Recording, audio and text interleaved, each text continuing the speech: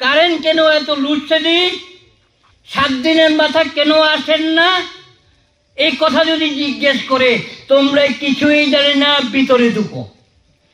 কি অবাক কাণ্ড! ভিতরে ঢুকুন জন্য কথা বলে রতনলাল নাথ। ভিতর কোন ভিতর আমি জানি না, সে কেবল আঙ্গুল দিয়ে দেখায় ভিতরে ঢুকো, ভিতরে ঢুকো। কি অবাক কাণ্ড! মানুষটা কি আসল পাগল? এখন রাতারাতি আর একটা কথা শোনা যাচ্ছে, স্মার্ট মিটার। স্মার্ট মিটার লাগানোর জন্য বাধ্য করানো হচ্ছে, কিন্তু যারা স্মার্ট মিটার লাগানো হয়েছে এদের বিলটা রাখার ছোঁয়া।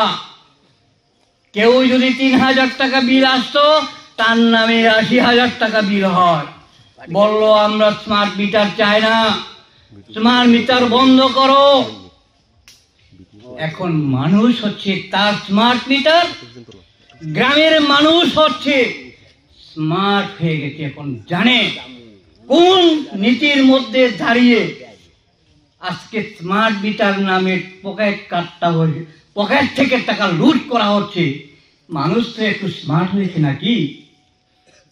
এই মানুষ স্মার্টের সঙ্গে তোমার ডিজিটাল স্মার্ট পারবে না লড়াই করে। প্রতিদিন গণমুক্তি পরিষদ রাস্তা থাকবে এই স্মার্ট মিটারের বিরুদ্ধে। এটাই আমাদের সিদ্ধান্ত। নাই তোমার সিদ্ধান্ত পরিবর্তন করো। রতনলাল নাথকে আমরা বলুন তোমার সিদ্ধান্ত পরিবর্তন করুন।